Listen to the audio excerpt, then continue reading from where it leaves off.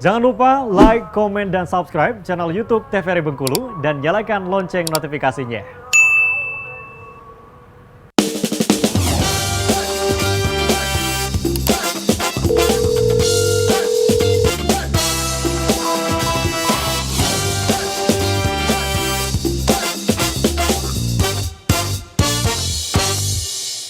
Ya pemirsa, Anda kembali menyaksikan Dokter Kito bersama Kito Sehat. Edisi hari ini membahas mengenai penyakit bintitan atau hordeolum. Dan tentunya kita masih bersama dengan kedua dokter kita, ada Dokter Elsa dan juga Dokter Lisda. Nah, di segmen sebelumnya kita membahas tadi bahwa di awal kemunculan akan ada seperti nanah ya dokter ya, sebagai awal mula dari penyakit ini. Nah, kita langsung masuk ke slide dokter. Oke, kita lanjutkan ya. Oke, jadi kalau kita berbicara gejalanya, mungkin tadi udah paham banget ya tentang tanda inflamasi. Jadi pasti akan muncul di sana ya. Kalau bisa juga ada keluhan berupa mengganjal. Biasanya itu kalau dia di dalam ya. Jadi pasien akan merasa kayak ada yang ganjal gitu dok gitu ya. Padahal itu sebenarnya dimaksud adalah bengkak atau edem tadi. Ya, kemudian data objektif kita dapatkan dari pemeriksaan fisik ya, langsung pada mata. Oh iya betul, memang ada benjolan, warnanya merah tadi, tanda inflamasi. Kemudian ditekan dia akan nyeri gitu ya. Dan nanti ketika kita lihat memang betul itu kira-kira lokasinya adalah di kelenjar yang 3 tadi ya, kelenjar Zeiss, Moll, dan juga Meibom gitu ya. Oke, boleh next slide. Oke, next. Tapi kalau ada perasaan seperti mengganjal itu dokter, boleh nggak dok kita kasih obat tetes mata supaya lebih seger gitu misalnya? Biasanya gini, kalau kita berbicara tetes mata ini sebenarnya nggak boleh ya. Kalau yang antibiotik tuh nggak boleh sembarangan untuk dibeli sebenarnya.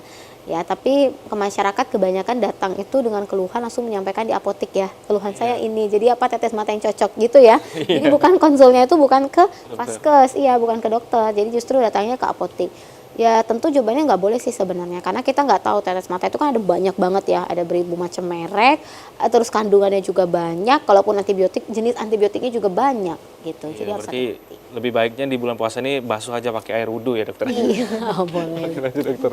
Ya, ini sama aja ya, jadi gejalanya ada bengkak, rasa nyeri, nggak nyaman, atau ada sensasi terbakar, itu sama aja dengan rasa hangat ya, atau terasa panas ya. Jadi kemudian ini dapatkan kita dari data objektif ya, ini biasanya dokter yang akan menilai ada eritema atau kemerahan, kemudian ada edem, kemudian ada nyeri apabila ditekan dekat pangkal bulu mata, karena dia biasanya lokasi kelenjar itu deket banget dengan bulu mata, kira-kira agak di garis bulu mata ya. Gitu. Kadang-kadang bisa juga muncul yang namanya abses. Jadi abses itu adalah ketika sudah terlalu banyak nanahnya, numpuk gitu ya. Oke, ini sama ya. Nah, sekarang kita bahas sedikit yang tentang eksterna. Jadi eksterna itu ternyata dia kenanya di Zeiss dan Moll. Jadi kalau internal baru di Meibom. Ya, jadi tadi ada 3 kelenjar betul, tapi tergantung posisinya. Kalau kena Zeiss dan Moll, maka jadilah dia hordeolum eksterna. Gambarnya seperti ini.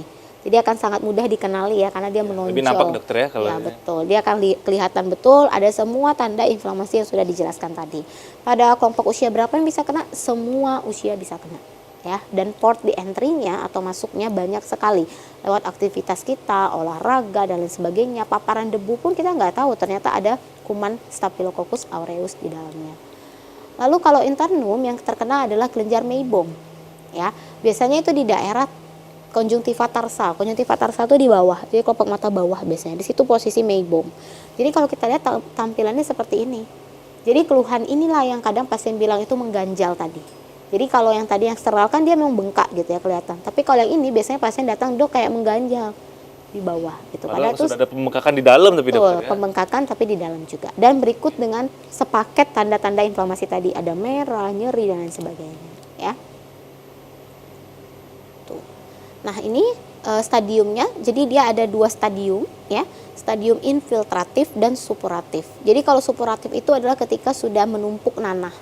Jadi bisa kita lihat ada matanya ya, istilahnya itu ini ya. Nih. Jadi kayak matanya nanah ya, mungkin masyarakat pahamnya itu dibisul ya. Iya. Oh, udah keluar nih matanya gitu ya bahasa awamnya ya. Nah, harus dikeluarin matanya biar sembuh ya. ya. Betul ya. Nah, tapi lagi-lagi nggak boleh ya ini dipencet ya. Karena tadi oh ya matanya udah keluar, udah tinggal ditekan aja nih, nggak boleh. Udah masak nih. Udah masak gitu ya istilahnya ya. Karena pada prinsipnya hand hygiene itu nomor 1 ya, dan kita nggak pernah bisa memastikan tangan kita 100% steril. Kita bersentuhan memegang benda, memegang kursi, memegang handphone aja, itu kita sudah terpapar nih oleh kuman. Karena handphone kita kan kita letak di mana-mana nih ceritanya, ya. Yang paling simpel nih, kita merasa kan nggak ada megang apa-apa, baru megang handphone doang, gadget aja, gitu. Padahal dari situ sudah sumber infeksi, gitu. Jadi nggak boleh, justru akan menambah parah. Jadi mungkin bakteri yang lain, kelompok yang lain yang akan bisa masuk menimbangi di dalamnya. Oke, tapi kalau ke vaskes ini nanti akan dikeluarkan atau seperti apa dokter? Nah, jadi biasanya kita tergantung ya. Kalau dia diinfiltratif, biasanya kita pakai tetes mata antibiotik biasanya ya, atau dengan beberapa tambahan obat simptomatik yang mungkin nanti akan lebih jelasnya oleh dokter Else. Nah, tapi kalau misalnya nanti ada komplikasi yang sangat besar sekali dikeluarin, tapi ranahnya udah di dokter spesialis mata, Oke.